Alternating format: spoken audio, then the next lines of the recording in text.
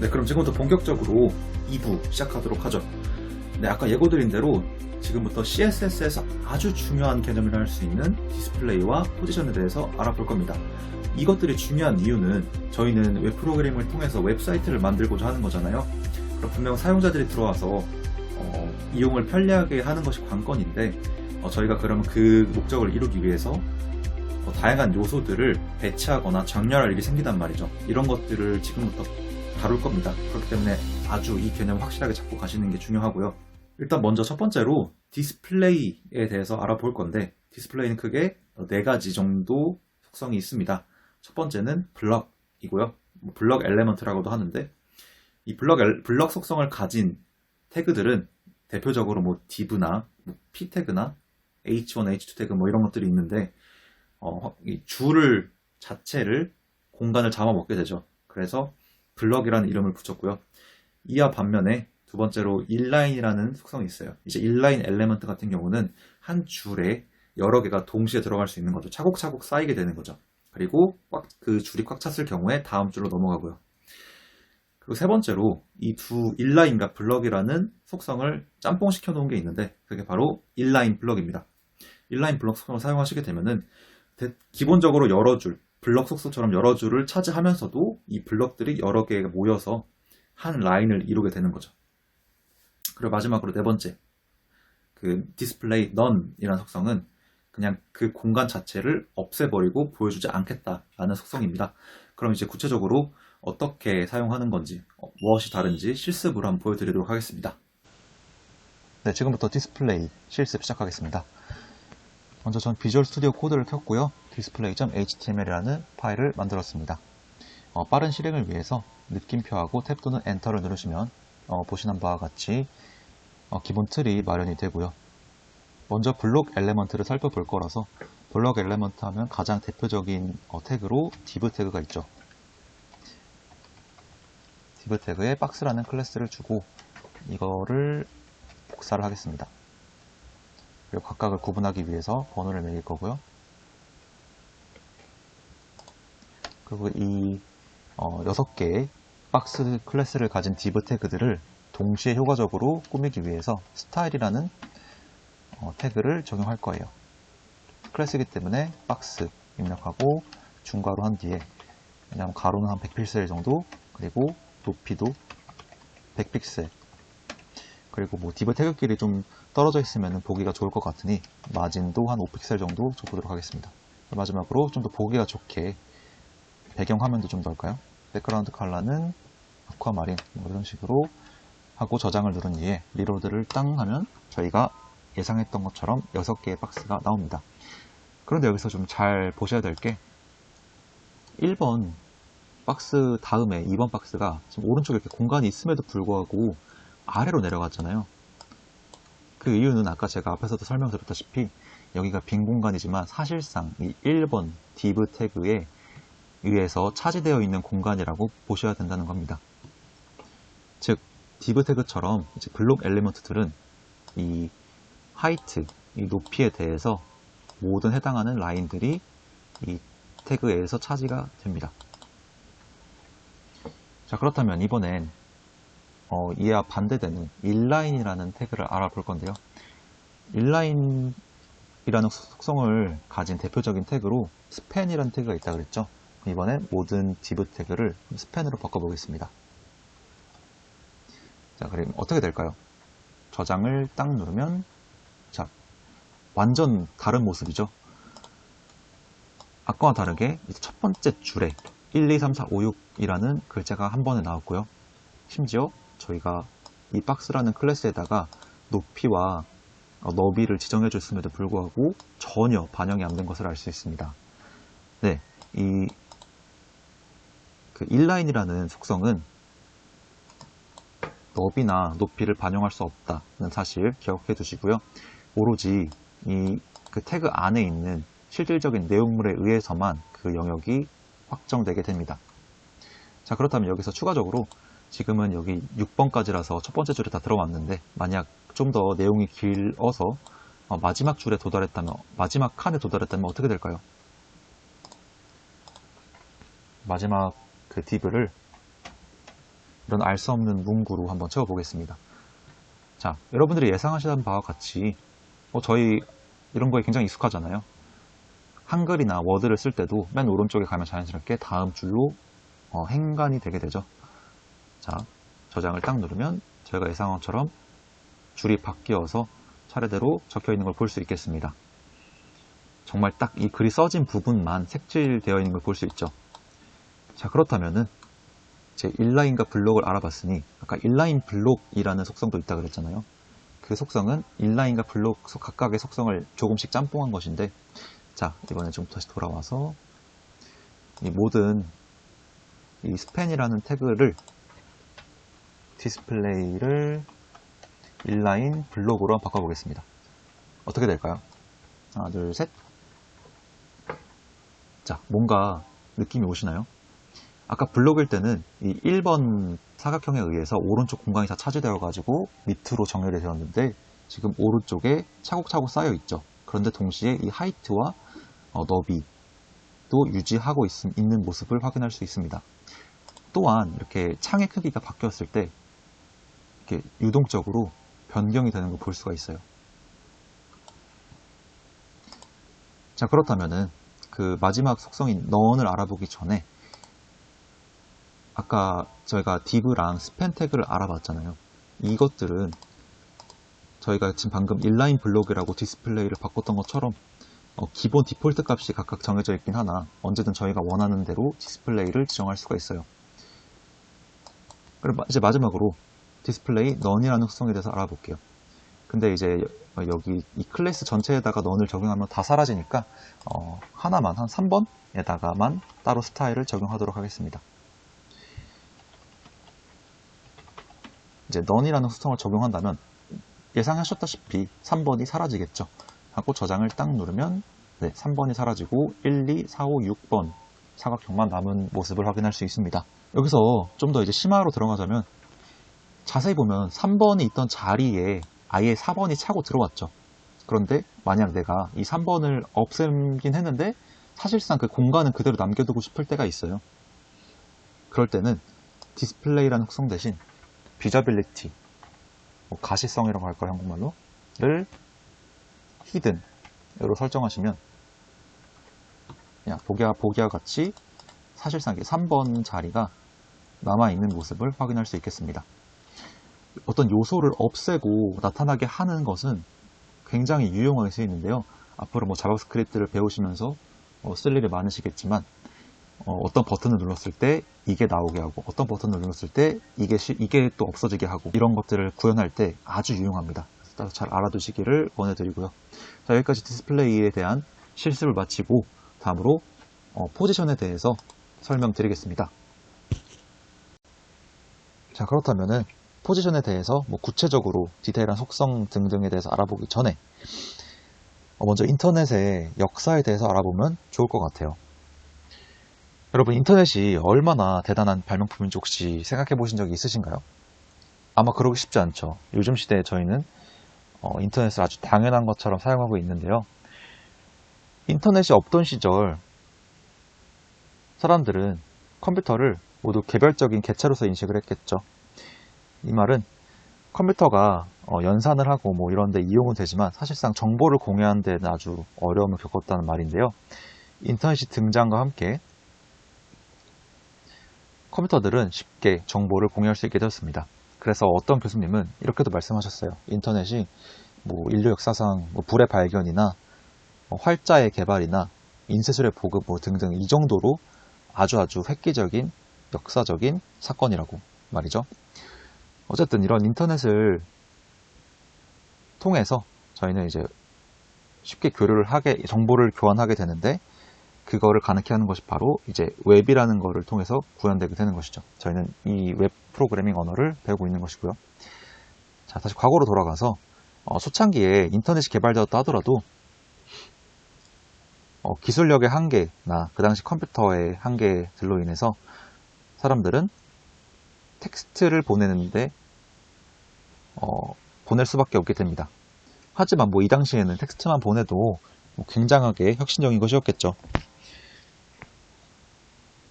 공유하는 데이터가 텍스트인지라 HTML 문서, 즉 HTML 언어만 가지고도 충분히 모든 것을 커버할 수 있었겠죠. 하지만 시간이 지나고 사람들은 이제 웹페이지에서 다양한 것들을 요구하게 됩니다. 뭐 이미지나 오디오나 그래프나 표나 등등등 다양한 컨텐츠들이 들어가게 되면서 더 이상 HTML로만은 효과적으로 내가 전달하고자 하는 정보를 보여줄 수 없게 된 것이죠. 그래서 이제 CSS나 자바스크립트 등등 다양한 또 언어들이 등장하게 되었는데, 자, 다시 과거로 돌아가서 텍스트만 보낼 수 있던 시절, 여러분들이 만약 이 프로그램을 만드는 개발자라면 어떤 원칙을 세우실래요? 이 위치, 그러니까 여기 안에 쓰려는 요소들의 위치를 어떤 원칙을 두고 설정하실래요? 이 당시에는 텍스트밖에 없었기 때문에 자연스럽게 저희가 글을 쓰고 읽는 그러한 방향과 똑같은 원칙을 세웠습니다. 즉 이제 왼쪽 위에서 오른쪽 아래로 내려가는 형식으로 말이죠. 이를 이제 스태틱이라고 합니다. 스태틱은 이제 가장 기본이 되는 포지션의 속성으로 특징을 살펴보면 요소들이 예를 들어 저희가 A, B, C, D라고 썼다고 합시다. 그럼 다음으로 이제 E를 쓰고 싶어요. 그럼 저희는 자연스럽게 E를 어디에 써야 되는지 알죠. 또 어디에 쓰일 것인지 알죠. 바로 여기입니다. 즉 이것의 특징은 모든 요소들이 자신의 정해진 자리를 갖고 있어요. 근데 만약 내가 E를 여기 밑에 쓰고 싶단 말이에요. 이게 E가 뭐 어떻게 보면 이미지일 수도 있고 뭐 다양한 컨텐츠라는 가정하에 여기에 보내고 싶어요. 그렇다면 물론 여기에 모든 뭐 띄어쓰기를 무진장 많이 해가지고 도달할 수 있겠죠. 하지만 이는 매우 비효율적이라는 생각이 들지 않으신가요? 사람들은 그래서 새롭게 위치를 지정하는 방법에 대해서 고안을 하기 시작하였고, 크게 대표적으로 두 가지 방법을 생각해냅니다. 둘 다 비슷해요. 어떤 기준점을 두고 거기서 이만큼 떨어진다. 뭐 이런 개념인데, 자, 첫 번째는 relative라는 속성입니다. 상대적인이라는 뜻을 가진 relative는 이 E를 기준으로 했을 때 여기에 자리를 차지한 상태로 여기를 기준으로 뭐 아래로 몇 픽셀, 뭐 오른쪽으로 몇 픽셀 이런 식으로 이동한다는 것을 명시해 주는 것이고, 이제 두 번째로 absolute라는 개념이 있습니다. 이 absolute는 본인의 자리가 아예 없어요. 자신의 정해진 자리가 없고, 다만 이제 이 엘레먼트가 속한 부모 태그 중에서 특정 조건을 만족하는 부모 태그에 이제 기준을 두고 그로부터 뭐 오른쪽으로 얼마, 아래로 얼마 이런 식으로 위치를 지정하게 됩니다. 이제 두 개 다 어떤 특정 기준점이 있고 그로부터 뭐 x 값은 얼마, y 값은 얼마 이런 식으로 이동은 하지만 주된 차이는 relative는 기존에 이제 이게 스태틱으로 작성되던 거였잖아요. 그리고 기본값이 스태틱이기 때문에 무조건 수많은 요소들이 스태틱으로 되어 있을 텐데, 이 스태틱의 원칙에 맞춰서 자리를 차지는 하되 그로부터 이만큼 이동한다. 즉 자리 차지가 있고요. 만약에 앞에 있는 글자들이 사라진다면 자연스럽게 앞으로 밀리면서 이것 또한 이만큼 밀리게 될 것입니다. 자, 반면에 앱솔루트는 자리 차지를 아예 하지 않아요. 그러니까 어떤 뭐 태그 안에 속캔이 있겠죠. 앱솔루트 속캔이 있는데 이것이 실질적으로 어떤 자리를 차지해서 다른 뭐 요소들을 밀거나 아니면 땡기는 뭐 그런 일들은 발생하지 않고요. 대신에 이제 이런 것들이랑 전혀 무관하게, 그러니까 기본이 되는 스태틱 요소들과 무관하게 그냥 어느 기준점을 두고 여기에 생성이 된다면 다른 것들에 어떠한 영향도 미치지 않게 됩니다. 자, 이거는 지금 이해 못 하셔도 돼요. 이제 다음 실습을 통해서 자세히 알아보면 되니까요. 자, 반면에 이제 이런 것도 생각해 볼 수 있겠죠. 웹 브라우저에 컨텐츠가 너무 많은 거예요. 그래서 여기에 스크롤이 생길 정도로 말이죠. 그래서 스크롤을 내리면은 창이 내려가면서 요소들이 가려지게 되죠. 원래 기존에 있던 요소들이 더 이상 보이지 않게 됩니다. 아래에 있는 요소들이 뜰 거고요. 근데 나는 이런 거 상관없이 무조건 이 브라우저에 여기에 위치하게 하고 싶어. 이런 생각이 드는 거죠. 자, 이거는 이 이름에서도 유추할 수 있다시피 fixed라는 속성입니다. 이것 또한 이따 예시를 보여드릴 건데 뭐 이건 좀 더 간단하죠. 이거는 근데 이제 기본적으로 이것도 어떤 주소값을 가지겠죠. 뭐 어느 지점이 아니라 이제 항상 이 body, 저희 웹 브라우저의 모든 내용을 띄워주는 body로부터 얼마큼 떨어진 곳, 이런 식으로 설정을 하면 저희가 스크롤을 내리든 뭔 짓을 하든 이 웹 브라우저에서 항상 이 특정한 자리에 위치하게 될 겁니다. 자리 뭐 고정이라고 할까요? 그러니까 이 자리 고정이란 말은 이제 다른 요소에 이것도 앱솔루트와 마찬가지로 그러니까 자리 차진 안 합니다. 차진 안 하는데 자리가 고정되어 있다. 정말 우리가 볼 때 고정되어 있다. 이 정도로 이해하시면 되겠습니다. 자, 그럼 이제 실습하도록 하죠. 자, 그러면 포지션 실습 시작하겠습니다. 앞서 디스플레이 실습했을 때 예시를 거의 그대로 사용했고요. 바뀐 점을 말씀드리면 저희가 이따가 fixed라는 속성을 테스트해야 되기 때문에 스크롤이 필요해요. 근데 기존의 요소들이 너무 양이 적어서 인위적으로 body에다가 이 높이를 지정해가지고 하이트를 만들어서 이제 스크롤을 만들어냈습니다. 그리고 바뀐 점이 있다면 이제 div에 각각 박스 A, B, C, D라는 이름을 붙였고요. 참고로 이렇게 이 클래스명 안에 띄어쓰기로 분리되어 있는 경우는 어떤 의미냐면 박스라는 클래스이면서 동시에 A라는 클래스입니다. 즉 각기 다른 클래스들의 속성을 동시에 가져오는 것이죠. 즉 이 경우는 박스의 기본적인 속성을 가져오면서 A라는 속성을 갖는다. 이거는 B, C, D 이런 식으로 적용이 됩니다. 그래서 각각 박스별로 다른 색깔을 주었고요. 저희가 이렇게 색깔을 다르게 한 이유는 한눈에 어떻게 변했는지 파악하기 위해서인데요. 자, 일단 이 박스라는 거 전체에다가 이 박스 클래스에 주면 아까 밑에 4개가 모두 박스라는 클래스를 포함하고 있기 때문에 모두 적용이 되겠죠. 포지션을 한번 줘볼게요. 스태틱이라는 포지션을 주면 어떻게 될까요? 변화가 없겠죠. 왜냐하면은 이게 아까 기본값이라 그랬잖아요. 그래서 저희가 다른 걸 아무 손을 안 댔기 때문에 스태틱을 지정해도 사실상 뭐 변화는 없다고 볼 수 있겠습니다. 스태틱 설명드린 대로 왼쪽 위에서부터 오른쪽 아래로 이렇게 차곡차곡 쌓이는 모습을 볼 수 있고요. 이것은 이제 줄어들면 자연스럽게 이 너비에 맞춰서 정렬됩니다. 자, 그렇다면 이번에 다시 스태틱은 지우고 B라는 이 파란 사각형에 포지션을 먹어볼 건데요. 아까 저희가 두 번째로 봤던 게 relative였죠. 자, 이렇게 하고 저장을 하고 보면 그래도 변한 게 없어요. 왜일까요? 아까 relative라는 속성은 자신의 자리를 차지한 상태에서 여기를 기준으로 이동한다 그랬죠. 근데 지금 저희가 얼만큼 이동한다는 값을 전혀 지정해주지 않았어요. 그래서 기본값 00이 들어가기 때문에 제자리를 유지하는 거고요. 자, 아까 말씀드린 대로 x값, y값을 어떻게 지정하냐? 이건 좀 되게 직관적이에요. 좌우, 위, 아래 이런 느낌인데, 자, 현재 여기에 위치해 있으니 한번 위에서 한 50픽셀 정도? 그럼 위는 영어로 탑이죠. 탑 50픽셀. 그리고 왼쪽에서 또 한 40픽셀 띄워볼까요? 왼쪽에서 40픽셀. 참고로 이 수치는 마이너스도 됩니다.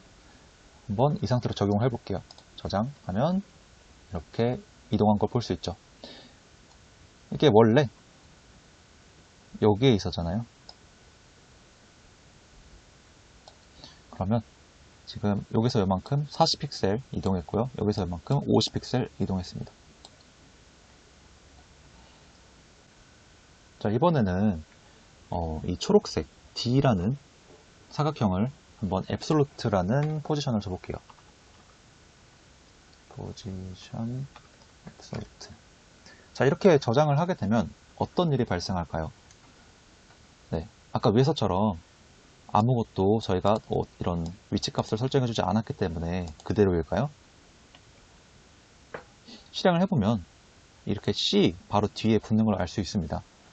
이게 도대체 무슨 일인지 잘 감이 안 오실 수 있는데, 자세히 보면 저희가 지금 저희가 이만큼이 보는 창이잖아요. 이 브라우저의 너비보다 넘어갔어요. 이 말은 이 D가 아까 밑에 있던 이유는 뭘까요? 자리를 차지했기 때문에 자연스럽게 밀려 내려온 건데, 지금 이 경우는 앱솔루트를 변하면서 D가 더 이상 자리 차지하지 않게 되었다. 그래서 저희가 어떠한 오프셋 값도 설정해주지 않았기 때문에, 그러니까 뭐 탑이나 레프트나 라이트나 버텀 이런 거 설정해주지 않았기 때문에 기존의 인라인 블럭이라는 디스플레이의 속성을 따라서 C 뒤에 그냥 붙어버린 겁니다. 근데 만약 이렇게 줄이다가 그러니까 C의 영역을 침범하게 되잖아요. 그럼 C는 자연스럽게 밑으로 내려가겠죠. 그러면은 자연스럽게 이것도 인라인 블럭에 따라서 D 또한 내려오게 됩니다. 자, 다시 돌아가서 그러면 이번에는 오프셋 값을 줘볼게요. 지금 D 같은 경우는 저희 이 div들의 모든 부모가 이 body잖아요. 아까는 제가 좀 어려울 것 같아서 말을 안 했는데, 이 앱솔루트의 기준이 될 수 있는 부모 태그는 뭔가 고정된 값이어야 됩니다. 그러니까 relative 혹은 앱솔루트 값을 가진 부모라면 그 부모를 기준으로 앱솔루트를 또 설정할 수 있는 거예요. 근데 body가 앱솔루트 값이라고 보기 때문에 이 경우는 지금 괜찮다는 얘기죠. 그러니까 D 위의 부모는 body고 body는 고정되어 있기 때문에 저희가 값을 줄 수 있다는 얘기입니다. 앱솔루트를 적용할 수 있다는 얘기죠. 그래서 예를 들어 이 body를 기준으로 위에서 얼마나 띄울까요? 뭐 한 200픽셀 띄우고, 이번에 오른쪽에서 한번 띄워볼게요. 오른쪽으로부터 뭐 한 얼마 줄까요? 한 400픽셀 이렇게 주고 저장을 딱 해봅시다. 그럼 사라졌죠.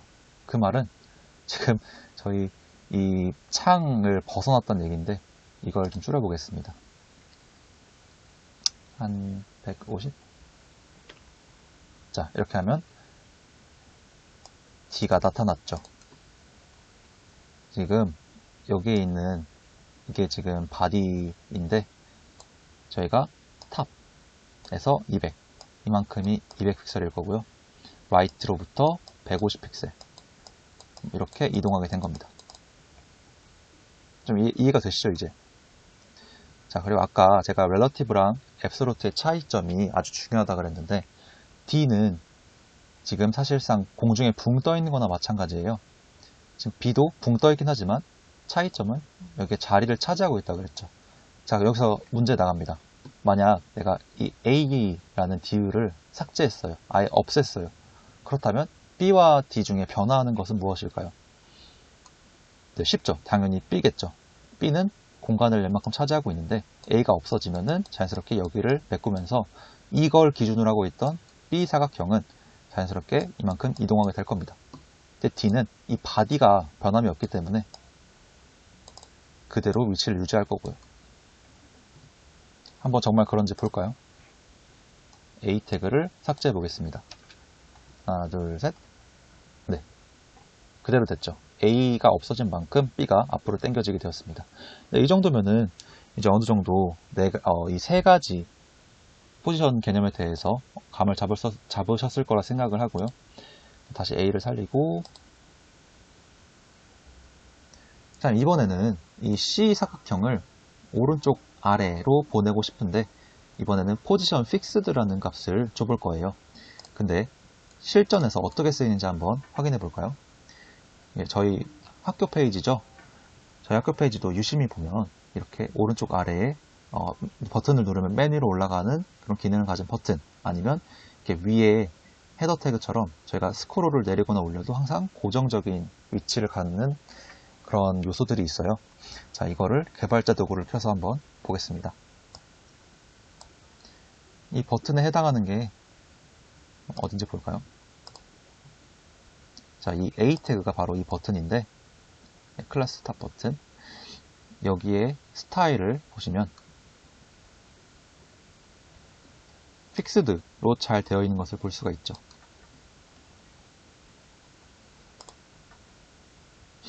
그리고 여기서 흥미로운 점을 발견할 수가 있는데, 저희가 이 스크롤을 맨 위로 올리면 더 이상 더 올라갈 데가 없기 때문에 이 버튼이 필요가 없게 되잖아요. 그래서 이 이 스크롤을 올리는 순간 여기에 이 버튼의 디스플레이가 넌으로 바뀌는 걸 볼 수가 있고요. 다시 내리면 디스플레이가 인라인으로 바뀝니다. 제가 아까 디스플레이 설명드릴 때 넌이랑 그러니까 나타나게 했다가 없애게 했다가 왔다 갔다 하는 거를 자바스크립트로 자주 구현을 하고 실제로 많이 쓰인다고 말씀드렸는데 바로 이런 식으로 활용이 된다고 보면 되겠습니다. 자, 아무튼 다시 실습으로 돌아와서 C에다가 아까 제가 말씀드린 대로 오른쪽 아래에 고정되게 위치시켜 볼 거예요. 그럼 포지션 픽스드, 그리고 이 픽스드도 앱솔루트처럼 상위 부모 중에 앱솔루트 또는 뭐 렐러티브가 있는 속성을 이제 부모로 가질 때 그 부모로부터 얼마큼 떨어진다, 이런 개념이기 때문에 현재 저희 이 div가 바디의 자손이죠. 그렇기 때문에 이 바디가 기준이 되어서 저희는 오른쪽 아래에 놓고 싶다면 바디로부터 라이트는 한 뭐 가까이 5픽셀, 그리고 아래로부터 바텀은 150 정도로 준다면 저희가 의도한 대로 아래서부터 150, 오른쪽부터 5픽셀 정도 떨어진 곳에 고정적으로 C를 위치시킬 수 있습니다. 스크롤을 내린다면 다른 것들은 다 이제 스크롤에 따라서 움직이게 되는데 C는 저희 눈에 고정되어 보이죠. 참고로 이것도 자리를 차지하지 않습니다. 네, 이렇게 해서 포지션에 대해 총 4가지를 알아봤는데 그 외에도 뭐 몇 가지 더 있긴 합니다. 근데 이 정도가 이제 기본이고 추가적으로는 구글링을 하시거나 정보를 얻을 곳은 많으니까 더 궁금하신 분들은 저희 운영진에게 물어보시거나 추가적으로 조사를 해보시길 바라고, 이제 지금까지 배웠던 것들을 활용해서 제 3부에서는 더 실질적인 페이지를 한번 만들어 볼 거예요. 자, 그럼 지금까지 고생하셨고 3부로 넘어오시면 되겠습니다.